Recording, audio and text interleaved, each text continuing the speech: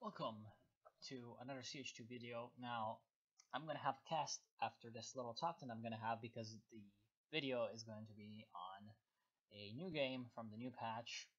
So I'm gonna very quickly explain the patch and what I think about it, just in case you guys haven't seen patch notes. I'll just talk about it, and in case you haven't, you can just skip ahead, and I'll provide a little link to where the gameplay starts, so you can quickly go and see the video if you know already what the patch is and you don't care what I think. So essentially, they say that the patch is to increase strategic diversity, which is kind of fancy talk for essentially having more viable strategies in the game. And from what I've seen, it seems to have maybe worked, but in some ways it has failed as well, and we will definitely see in the game. I haven't seen the game yet. I don't know what happens, but hopefully some of the new things are showcased. So the rear armor of heavy tanks and heavy tank destroyers has been reduced very greatly, which is a very good change. Flanking should be rewarded, of course, and so that's a very good change. Now mines were changed drastically. Soviet fieldcraft mines, just the Soviet mines were very heavily changed. The fieldcraft mines are, I believe, the small ones that you get in some doctrines. It can only damage one member in a squad. All other mines deal a maximum of damage to 2 people in a squad. Now, I don't like this change. They used to have it so that essentially it would not. Well, they used to have it in the first beta of the patch that it would damage everyone in an AoE, but it would not do enough damage to kill models. Whereas here they've changed it back to so where they can one-shot models, but then they cannot one-shot the squad because it can only deal damage to maximum of 2 people. I'm very not sold on this change. I will see how it works in game, but I don't think that it's that great of a change. Now, engine destroy and thread break criticals removed from mines. That is good, because sometimes you just randomly have your engine destroyed instead of damaged from a mine, and it's very annoying, and that's good. Also, random damage criticals were removed from vehicles above 5% health, which is of course a very nice change because these should not be dealt randomly. They should be dealt purposefully with good sort of tactics behind it. Nice AT grenades, nice mines should be rewarded and not have just random shots deal engine damages like that. Now, suppression now reduces the grenade range for all infantry, which makes a lot of sense, and I agree with this change pretty much, no problem. Damage is set to deal 25% against infantry for anti-tank weapons like bazookas and AT guns. I agree, especially the Piat ones. The Piats were very ridiculous in terms of sniping infantry, and I completely agree with this change. It's very good. Now, with snipers, they changed the target size to 1 to 1.15. What does this mean is it's essentially easier for models to roll a hit on a sniper, which is good because snipers are very hard to kill if you're microing them correctly, and so they should kind of be toned down a little bit, and that's good. And then they standardize things for snipers, which is like, okay, you could tell me what you did, but you don't really tell me in this text, but I mean, snipers do not fire more quickly the closer the target is. Yeah, I don't believe that. I'm sorry. I'm pretty sure it's gonna still be the same. Then deflection criticals from a heavy armor removed. What essentially this was is sometimes there were essentially sort of stuns that stuns would trigger when you deflect a round from an enemy vehicle, which doesn't make any sense, and so they removed that. That's good. All core infantry squads now spawn on buildings that they're built in. This change is kind of okay. It's like Company of Heroes 1, reverting to Company of Heroes 1. I'm fine with it. Team weapon gunners target priority lowered. Now, I do believe that this means that essentially the people that are firing at a team weapon will always prioritize the people on the gun, but I don't know. Oh no, okay. So the gunners have the lowest priority. Well then, why would you make that change? That doesn't make any sense. So I'm guessing that they want players to manually target it. Yeah, but you'd have to end up doing it anyway, because troops are kind of stupid in this game. Well, whatever. Then they made a bunch of changes to bulletins, and here are the really big changes. Now, T-3476 was buffed, which is an awesome change because the T-3476 was kind of shitty. They've especially buffed the machine guns, which is good because the machine guns on the T-34 were pretty bad. They had buffed the main gun as well in an earlier iteration of the patch in a beta, but they decided to remove that, which is fine. They made a slight reload buff to the main gun, but that's kind of a sort of a side note compared to the other machine gun buffs, because that's going to mean that it's much more effective against infantry, which is exactly what it's supposed to do. Then Su-85 was buff nerfed in a way because the penetration and the accuracy are better, but at the same time they have reduced the vet free bonuses, I believe, for rate of fire, or yeah, they increased the reload time, and it doesn't seem like, yeah, no, okay, they've reduced also the veterancy modifier for reload modifier, and they replaced it with a weapon penetration. That's fine, I guess. I mean, the Su-85 is going to be much more useful in its stock version, but a vet-free Su-85 is not going to be nearly as scary as it used to be. So that's pretty much down to personal preference. They also increased the cost for whatever reason. I mean, overall, the vehicle is not that stronger than it used to be, so yeah, I don't really like that change. Is2 scatter was reduced, which was definitely needed because the Is2 was a really shitty vehicle in terms of accuracy, and increased the penetration slightly. Fine buffs, really no problem with that. And then they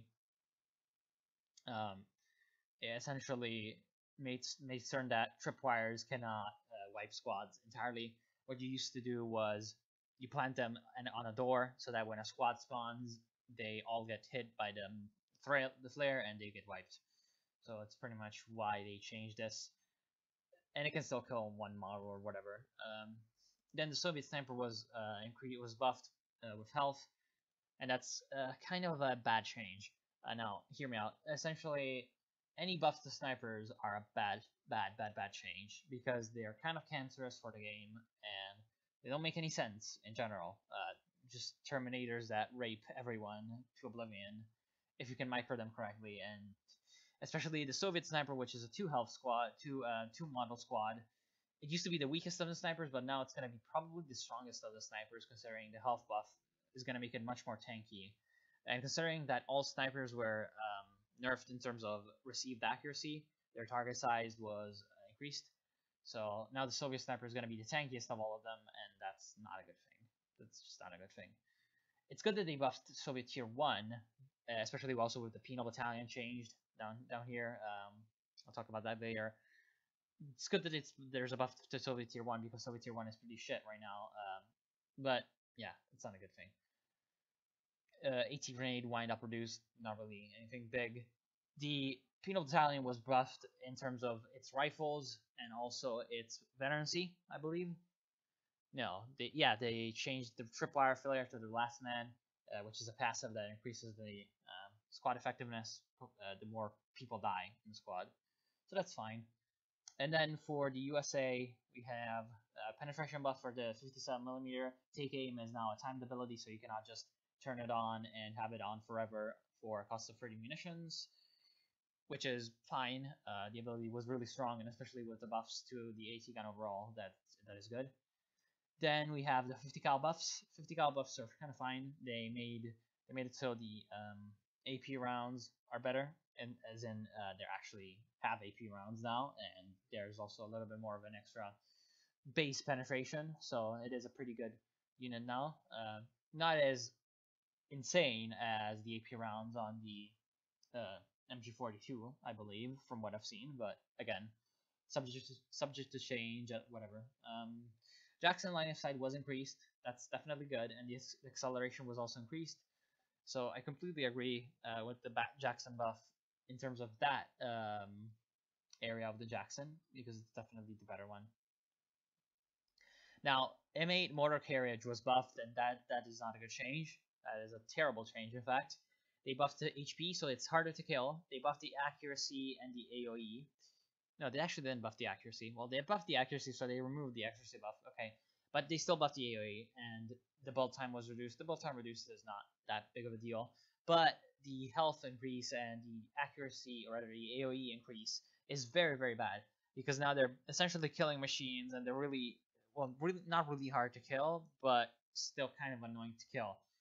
It's a vehicle that wasn't used at all before the patch, but that was a good thing because it's a really annoying vehicle to deal with, and I don't feel like belongs in the game. It's essentially a support gun that can move around really quickly, and those kinds of units are just generally not fun to play with or against. Then the major was buffed. The major artillery was buffed majorly. Now they have many more shells that fall down, and they also have a lot more accuracy to the artillery, which is good. And they also have reduced the delay, which is good, and reduce the cost. So in general, major artillery is now a very good ability instead of a very shit ability. So it's fine. I like that.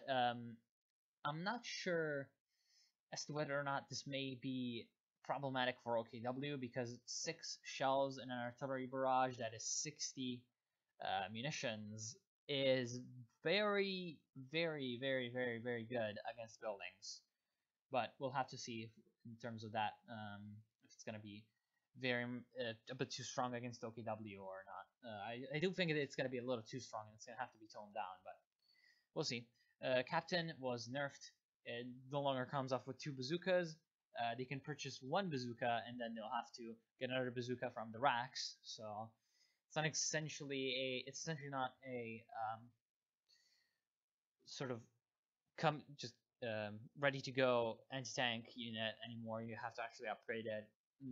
Not completely sold on this change. Captain was already not that good of a combat unit anyway, but hey, maybe this is going to make it a little bit more of a choice as to whether or not you want to keep it as a sort of mediocre anti-infantry or a mediocre anti-tank. I really don't see why they would do it. Then the M181mm mortar was added, so now the USF does have a mortar, which is a good change, but yeah, the mortar is apparently kind of bugged. We'll see about that. Bulldozer was added a hold fire ability. Fine. Flame half track was nerf buffed, and by nerf buffed I mean that they removed the weapon damage bonus against garrisons, which is definitely good because it destroyed people in houses way too fast. And they reduced the aim time and reduced the cost. Now, in general, it's a buff. As much as it's not as overpowered against buildings anymore, in general, it's a buff because the main drawback of the flamethrower was the cost. So, in general, that they reduced the cost by such a dramatic amount is, well, pretty good for the flamethrower. So, expect to be seeing more of it. Then the support armor core was sort of made cheaper, and also the heavy panzer core was made cheaper. It's just a couple of changes to help out with Wehrmacht tech. Now, do I agree with them? No, I don't think that Wehrmacht had particularly expensive tech. Soviets have pretty much the same amount of tech and tech cost, and the units that they do get in those tech buildings are shittier, and they don't even have the option to skip tier 3. So yeah, the Wehrmacht of course can skip tier 3, the Soviets can't. So that is already a reason as to why the overall tech cost of the Germans is slightly higher because of also the battle phase upgrades that you must get. But in general, I don't feel like this change is very much needed. I think that it's not that big of a buff. It's only 25 fuel and 60 manpower per building, but still, it's a really weird change that I don't really see the need for. And the Broom Bear was slightly buffed. They made it a little bit easier for it to actually hit people with AoE, and then they reduced the reload on. Wait, what is that? 7.5 to 9. That is really weird. I don't understand what this is supposed to mean. Usually there's only one value for reload. Maybe that's actually a veterancy bonus that used. I'm not sure. And the cost was reduced. The cost reduction is fine. The Broom Bear was a decent vehicle anyway, but with the cost reduction, it's going to be a very nice potent late game anti-infantry. Pioneers can construct sandbags is fine. Really no problem with that. Panzer IV Command Tank now no longer benefits from its own aura, which is a good thing, definitely. Was a pretty good vehicle anyway, and it's gonna still be good. The bundle grenade was buffed, which it was definitely needed. The bundle grenade underperformed fairly dramatically compared to the other grenades, especially considering its cost. So I completely understand this decision to buff it and support it. Now, OKW was pretty much the one that was most changed. Now, the mechanized regiment headquarters and the battle group headquarters now no longer have medics and repairmen, or rather the repair automatrons, as some people call them, coming just directly with the building. Now you have to actually purchase an upgrade, which is 100 manpower and 15 fuel. Now the 15 fuel is kind of painful for the OKW player to acquire, but I still think it's going to be fine for OKW players if they can manage to position them in a more safe location. Now, what this does is effectively punishes even more players who recklessly put their HQs way too much up front, because of course you're going to be investing more resources into your buildings, and you're going to have to re-upgrade them once you actually rebuild the building. Volksgrenadiers were the ones that were pretty much most changed. They replaced the Panzerschreck with a SCG-44 package. SCG-44 package is a fairly decent anti-infantry upgrade, so it makes them fairly good against infantry for their cost, of course. And they added a Panzerfaust ability, which is pretty much like the Grenadier Panzerfaust, which is a good change overall. The Panzerschreck blobs were very cancerous. The Panzerschreck was, of course, switched to the Stern Pioneers, which it doesn't tell over here. So someone who's reading and comes up and is like, "Oh my God, there's no Panzerschrecks anymore." Nah, they're on the Stern Piles. MG34 was added to the HQ, but it requires one of the tier 1 or tier 2. So that's a pretty good change. The MG34s in the doctrines were replaced by other abilities, which is a good thing. In general, the MG34 was so essential to OKW that a lot of players ended up picking either Luftwaffe or fortifications just based on that one unit. So it's good that they sort of brought it also in line with a little bit of the other MGs that are in the game in terms of accuracy, damage, and cost also. So that is a fine change. I completely agree. Then they made it so in the fortifications you get the artillery piece, like in, for example, German mechanized doctrine, and in Luftwaffe ground forces you get a recon. So kind of boring changes, but overall pretty good. It's gonna make still these doctrines very viable, but without having to sort of force a doctrine on anyone, which is good. And then they made it so the Goliaths have a damage multiplier against British replacements, which is good. British replacements do need more counters, and so any counter that is around is fine by my book, so that's good. Weapon firing arc was increased for the Raketenwerfer. This is, of course, because the Panzerschreck upgrade was moved to the Stern Pioneers, which you don't have as many of, so you need the Raketenwerfer to be a little bit more versatile in terms of anti-tank. So I completely understand the decision to change that, and I think it's fine. Bundle Grenade for the Fallschirmjägers was buffed as well. It's just the same change as the Panzer Grenadier one. And then the Sturm Tiger was changed, and that's a really weird change because they sort of removed a critical that was probably a bug, but I don't understand why they didn't just use the opportunity to make a bit of a slight nerf to the Storm Tiger, because the Storm Tiger is a really good unit that can pretty much win a game by itself, and for some reason they decided to keep it the way it is. So I really don't understand the change at all, but whatever. Then the British, they made a couple of changes. They increased the starting resources. They changed around the universal carrier a little bit, sort of buffed the Vickers K, which is fine, as well as increasing the cost. So it's a fine change. I mean, 210 manpower was a little bit too cheap for it, but hey, whatever. And then counter battery. This is the big change of this patch, other than the OKW upgrade change. The counter battery now lasts 45 seconds instead of being a pretty much infinite ability that you toggle on and off. and it costs munitions. This is a really, really good change because it not only makes it so sort of you cannot just spam counter battery and counter anything that you might have a problem with in terms of destroying your emplacements with enemy artillery. That was fine with counter battery. You could just counter battery everything else to oblivion. Now though, you have to actually think about when you use it, and especially because it lasts 45 seconds and it costs munitions, when you click that button for 45 seconds, you cannot build any other units. So essentially what they're doing is they're adding it so that it's a choice that you're making proactively as to whether or not you're playing with counter battery or you're going to be building something, instead of just having it so that you could just turn it on and off and just have a very slight cooldown and it would be fine. No. This is much better now. So that is a really good change. They nerfed the land mattress. Fine. Land mattress was a little bit strong, but I'm uh, not really too emotional about this change.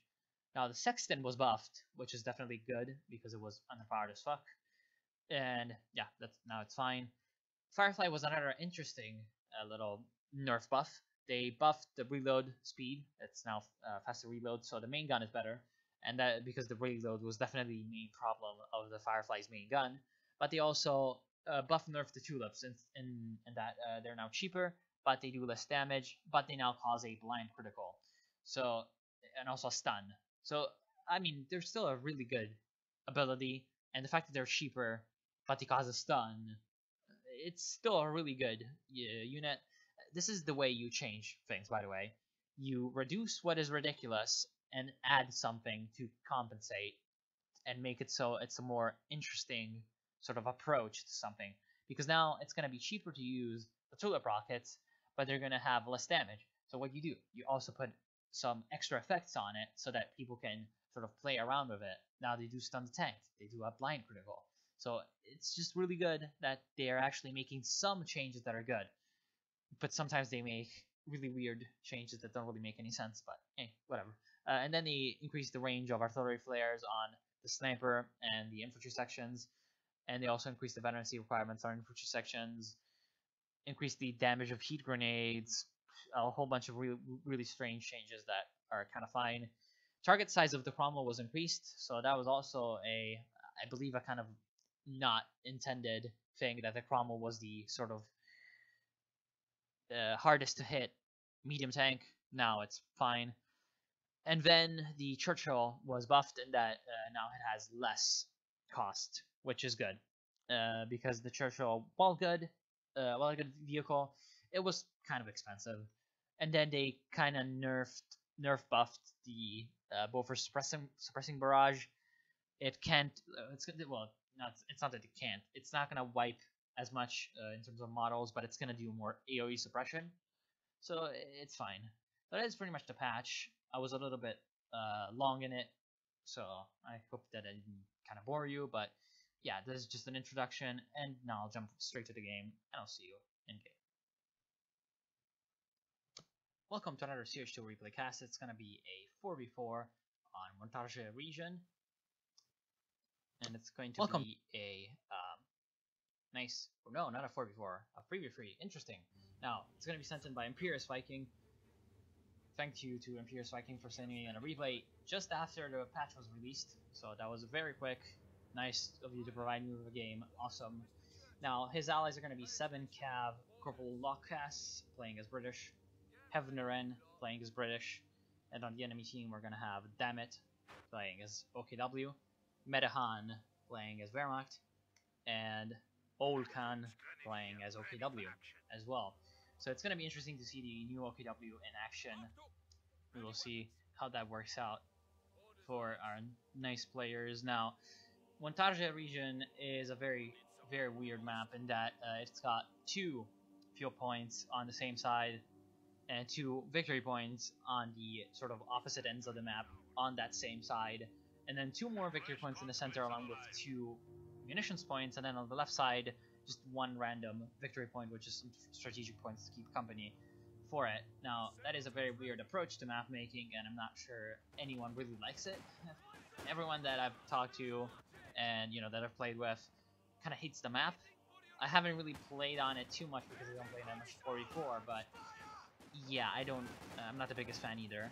It's just a very weird map. Now, we have the first engagement on the right side of the map.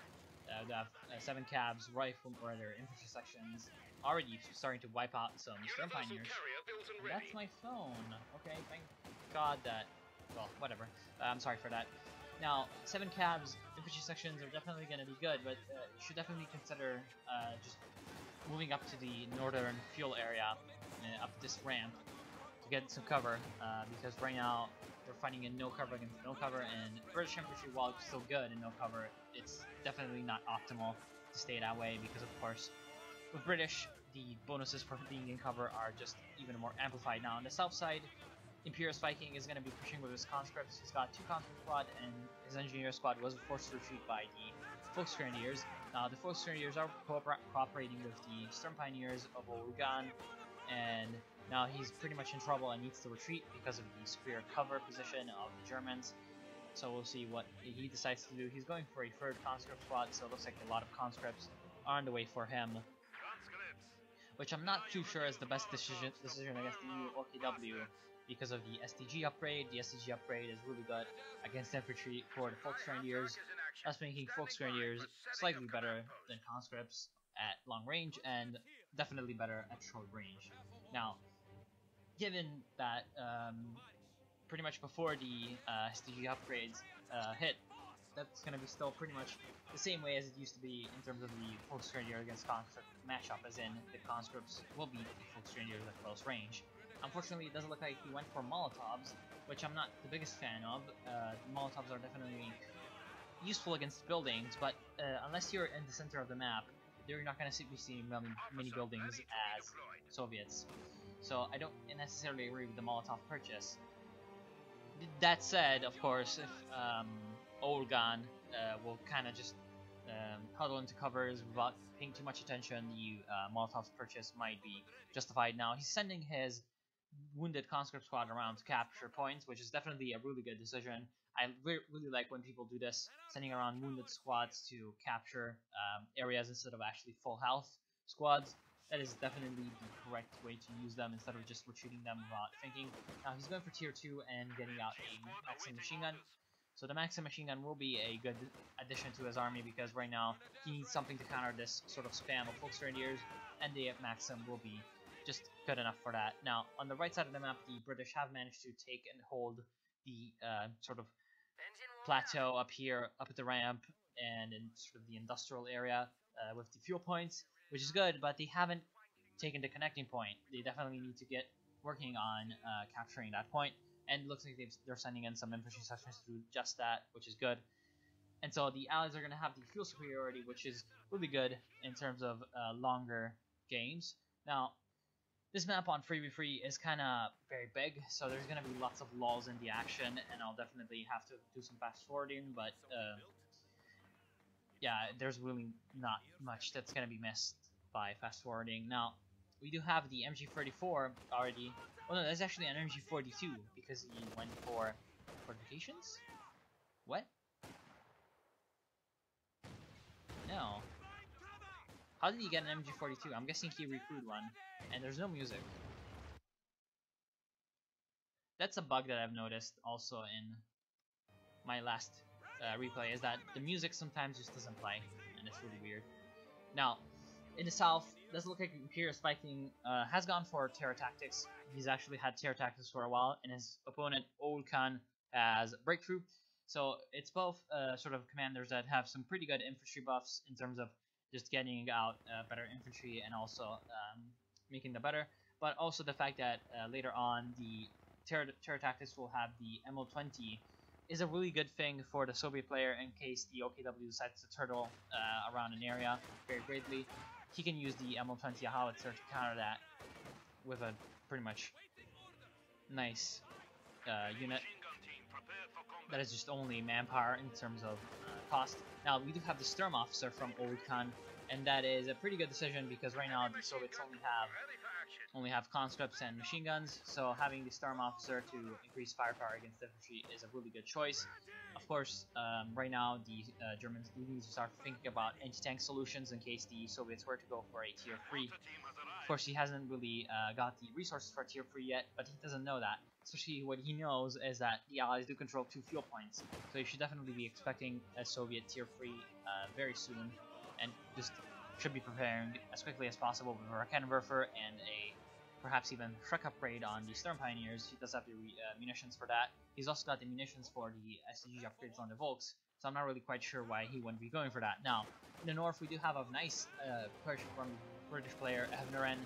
He's going to be pushing up right up to the base, and the MG42 that was pretty clearly stolen now by Dammit will be employed against them and will repulse the British attack, but at the same time, the Germans don't really have the pushing power to attack into the British-held fuel points, so that doesn't really make a lot of sense to attack in that direction for the British, but I guess just some applying some pressure. Now, we do have an AEC armored car, which is going to be fairly tough for the Germans to counter because the AEC is fairly good at long range, and now we see it driving into close range where it can be Panzerfausted by the... Oh no, he doesn't have any buildings upgraded, so very lucky for the AEC that the Germans don't really have, rather the Germans, the OKW doesn't have any techs researched, any tiers upgraded, because if he had, he would have been able to Panzerfaust the AEC and most certainly destroy it.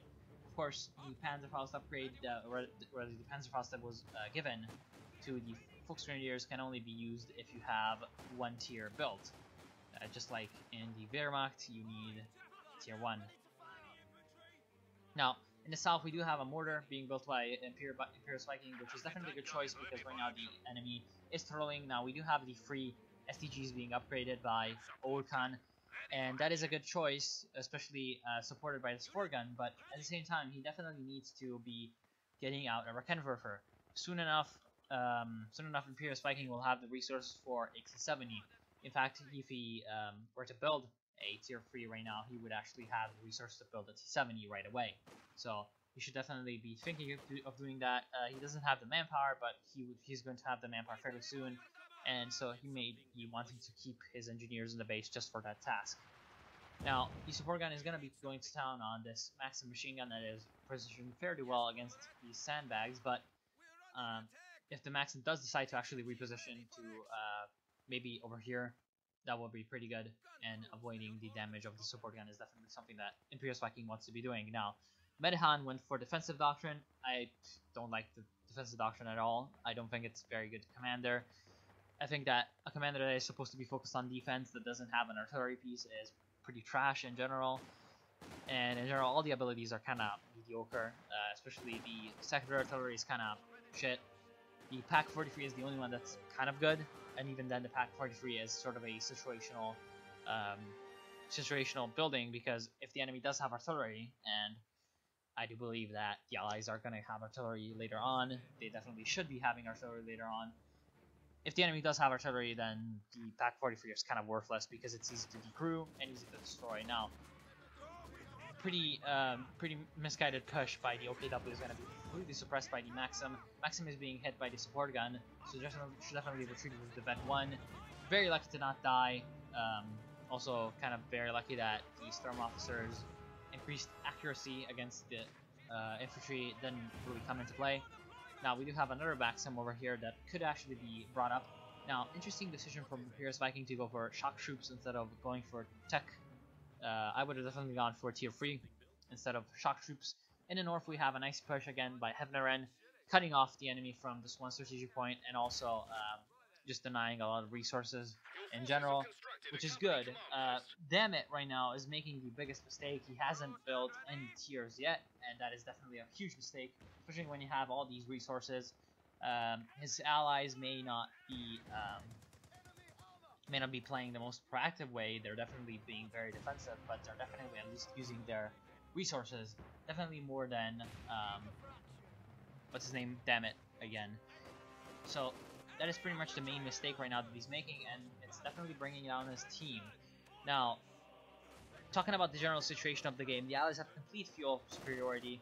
They have pretty much 3 times as much fuel income as the Germans, and they also have the same amount of munitions income, which is fine. Even though the Germans do have 2 munitions points in the center, and that is because the Allies do have a lot more strategic points. Now, a nice attempt to push up with the shock troops ends in almost disaster, as the shock troops are almost wiped by the SDGs. Again, the SDGs make it so the Focus Grenadiers aren't helpless against shock troops anymore. Definitely still vulnerable to grenades though. The shock troops were almost completely wiped out, and we also have a squad of Panzer Fusiliers from Khan.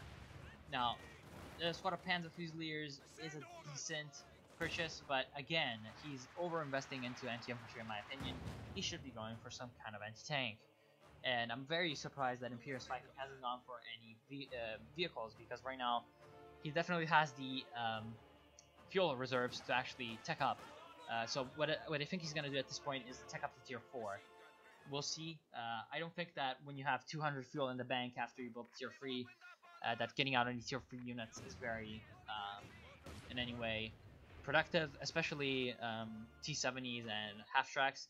SU-76 still has an argument in its favor in that it's a very cheap and very cost-effective vehicle anyway, even if you have a lot of resources, compared to the Su-85, but we'll see what he decides to do, and I'll comment on it later. Now, definitely one big problem that the Germans are facing is that Medehan is playing way too defensively and just turtling up in the center for no real reason. There's 2 munitions points and 1 victory point that he's holding, but they're really not that important to have an entire player just waste all of his units sitting on the point all the time. Now, Medehan is definitely also only now upgrading to phase 2, which means that the window for him to get out an early Ostland or something has been reduced significantly because of the fact that the Allies hold 2 fuel points.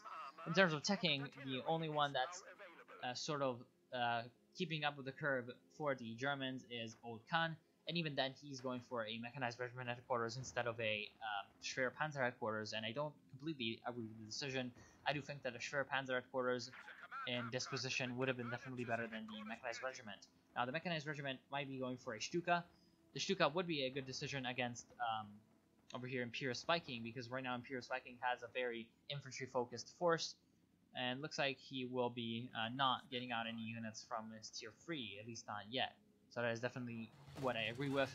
Now, we do have a Cromwell cruiser tank being built by Purple Luckhas. He's also gone for Mobile Assault Regiment, which was nerfed in that the land mattress is not as powerful anymore, but still is still a pretty decent doctrine if you can use it correctly.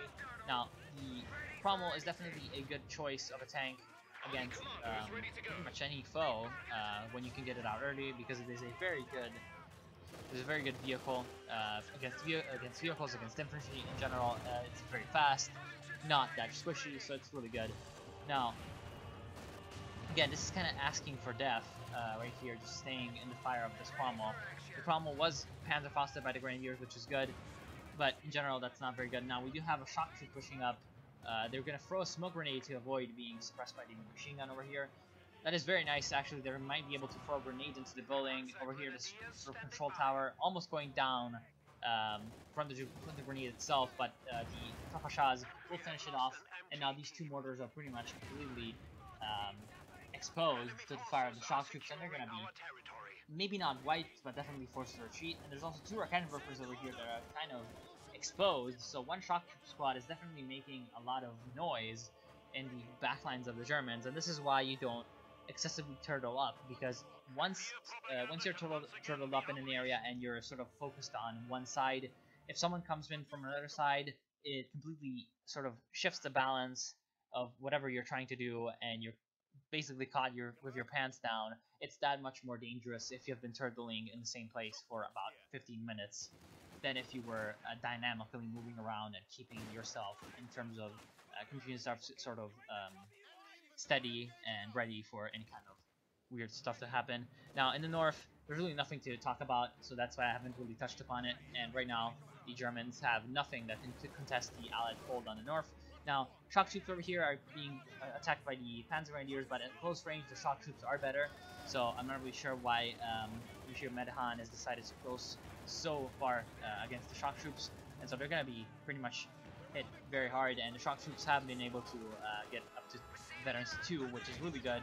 Now, the AC is definitely going to be forced away by these two Rakenwerfers, but again, the fact that the Allies have managed to push through in the center will completely shift the balance of the game, because right now Medahan is completely sort of without a purpose. His purpose was to hold this area pretty much at all costs, and now he has been forced away pretty easily from the area, so he will have a hard time kind of recovering his asset a little bit, and just trying to solidify a position anywhere, because he was so used to camping that this is something that with camping players is very bad. When you're used to camping and you sort of dislodge them from their camping spot, they are not as good. Obviously don't play as good, but they just cannot recover anymore. And that is something that sort of makes it so camping play styles are generally to be avoided if you want to become a better player, because they kind of make you indulge into bad habits and reduce your sort of versatility as a player. Now, Comet Tank for Hemveren is definitely a very good purchase. Right now the Germans don't really have anything that can counter a Cromwell or a Comet. I mean, they couldn't counter the Cromwell, so just think about the Comet already. And that is really good, because right now they've also managed to steal a Rakenwerfer, so they're also prepared against German armor fight dramatically now. Right now, one big problem is also the fact that down here, Old Khan is blobbing way too much, and so he's running into Maxims a little bit too much, and that's not good at all. That is really not good. Ooh, excellent flaming grenade over here against the actually glider. So a commando glider was called in by Henverin, who has gone for commando regiment, and looks like a couple of Piats were dropped. So a Piat and a Bren. So it looks like a normal infantry section was wiped out by a flame grenade, and now the OKW infantry have managed to destroy the glider. Now, gliders being used that aggressively is not exactly the best decision, but with the commando glider and not the advanced logistics glider from the advanced operations regiment, the commando glider is a little bit more expendable because of the fact that it cannot spawn commandos from itself. They can only reinforce. Now, this Cromwell is definitely in a very bad spot. It's going to be destroyed by the Panzerschreck fire, and also the Comet is in a little bit of a pickle and is going to have to retreat now. The Cromwell is actually abandoned, which means that it might actually be recruited by someone, which is very interesting. Now, the Allies definitely need to be sending in all their engineers just up to the Cromwell as quickly as possible to recruit it.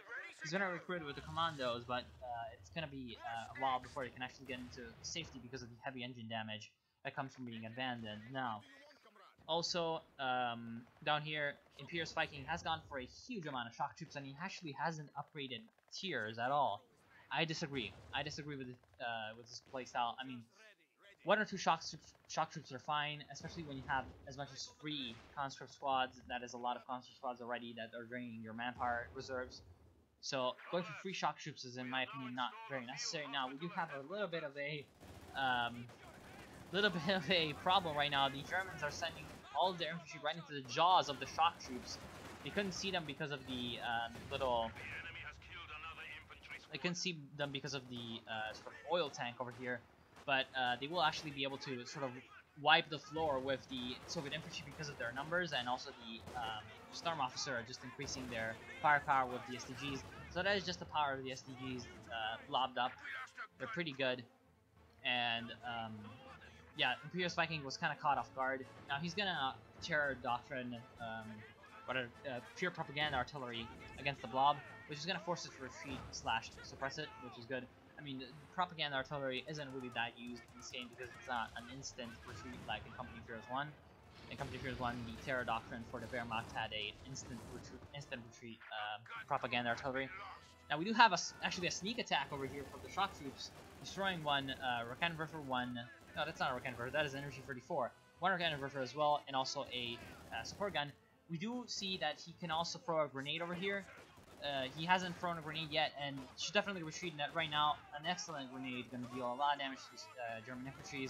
Probably going to die from all these German troops that are coming back, but still kind of worth it to deal with all the veterancy on the support weapons. So that is a good play for that shock troop squad. But again, the fact that you have so many shock troops has kind of prevented you from having enough manpower to replenish your losses in terms of these kind of struggles. Now, one good thing is that the fact that he has managed to upgrade to tier 4, and he's gonna go for a T-34 now. I would definitely agree with the T-34, but I would also kind of advise him to go for a Katyusha next. The reasoning for this is because, of course, the blobber sort of playstyle of Old Khan suits itself to being Katyusha, so he should definitely go for a Katyusha. Now, we do also have a Stuka on the field, so I kind of think that the Stuka can be a good idea at this point in the game, but again, most of the Soviet infantry was actually wiped, so at this point it's really not that useful, and it's been sitting here for God knows how long. Actually, I'll go look at when it was built, if I can actually find the stats. The Stuka construction. Where is it? At 18 and 17, so it's been sitting there for 4 minutes. That's definitely not what you want to be doing with 100 fuel worth of a unit when your fuel points have been taken by the enemy for the entire game. Now, very interesting, the Cromwell is still heavy engine damaged, but it's almost full HP, so it's being hit by this Panzer IV, and there's still no music, so I'm really not sure at this point what it is. Now, one problem for this Panzer IV is the fact that there's also a Kettenwerfer over here from the British. The Kettenwerfer might be able to save the Cromwell. Cromwell very lucky that the last shot from the Panzer IV misses. Now, we've also got a couple of comets up here. Wonder what they're actually planning. Now, they might be trying to make a push against this battle group headquarters, but I'm not sure that it's the best decision.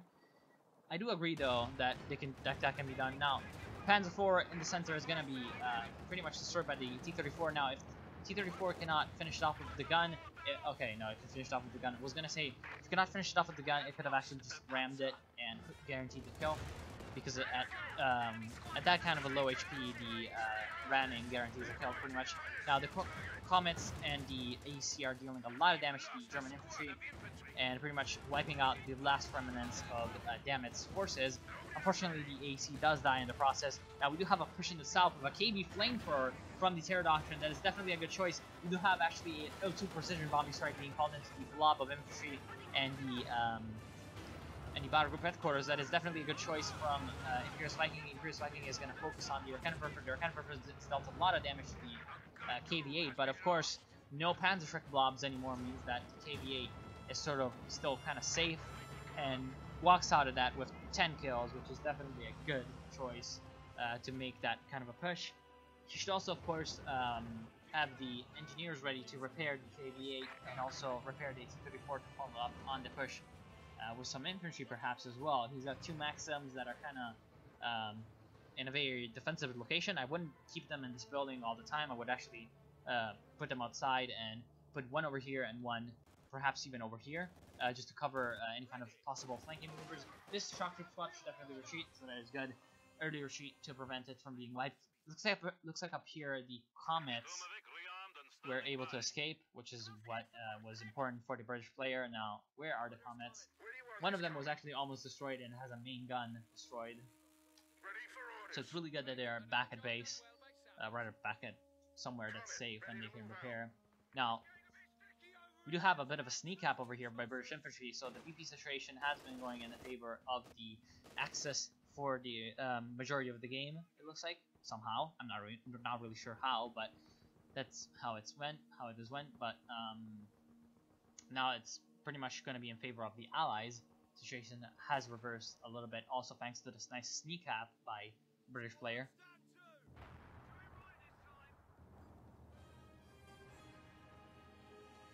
Again, this blob is going to prove the end of Old Khan, I believe, because again, blobbing, while effective for a while, eventually someone is going to manage to counter it in some way.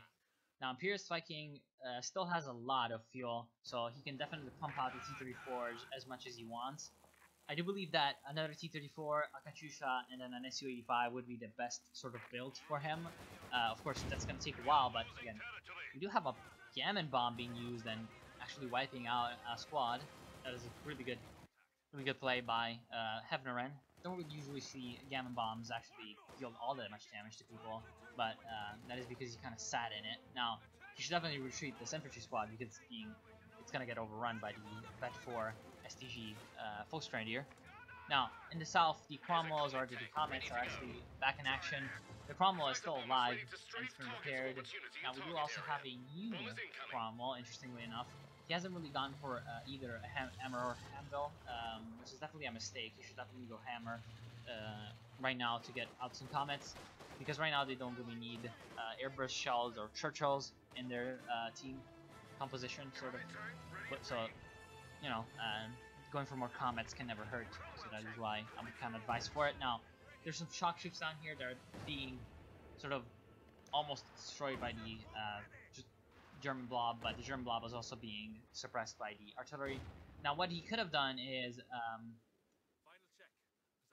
he could have called in the propaganda, and then when they were retreating, he could have called in a L2 precision bombing airstrike if he had the vision of the battle group headquarters. So having the L2 precision bombing over here would be very nice. Now, we do have a couple of comets heading right into the base of the Germans, which is actually really good because right now, damn it, is going to have to shift around to defend his base because he doesn't really have that many things. He's only got 2 Raketenwerfers, and he's getting out a 3rd Raketenwerfer, so that is not exactly that great. And we do also have a nice push in the center. Stuka going down, really good, pretty much destroying that threat entirely.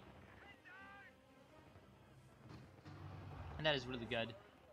Of course, Stuka hasn't really done anything this entire game, which is a bit of a shame. Now, we do have a Pack 43 up here.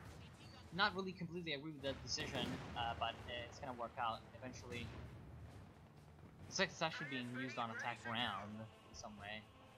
Now, the comets are still up here doing a lot of damage, but one of them goes down, so that was definitely not worth it to damage a headquarters. In the south, we do have a push by 2 KV flamethrowers, and actually, propaganda artillery is going to force all of the blob to retreat back into the base, and the flames are actually lagging my computer a whole bunch. We do also have a bombing run being called into the area, so that is definitely really bad for the German player. He needs to run away. He has to run away, and he's going to run away. So we do also have the... Is that a British airstrike? Yeah, we do have the air supremacy operation. We call that as well. So pretty much completely annihilating the area.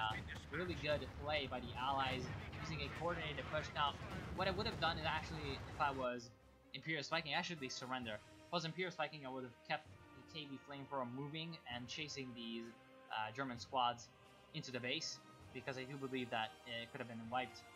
But yeah, pretty much. So let's go over the mistakes. What could the Germans have done differently? Now, water. Pretty much, damn it, should have gone for just using more of his resources and actually teching up. Pretty much that is his main error, and also coordinating with his ally better to dislodge the British, who were playing in a fairly coordinated way, dislodge them from this fuel area, which is of course very crucial. Medahan, of course, again, the point of coordination with his ally stands as well for him, and also the point of using his resources more stands as well for him, and also getting out armor is kind of good.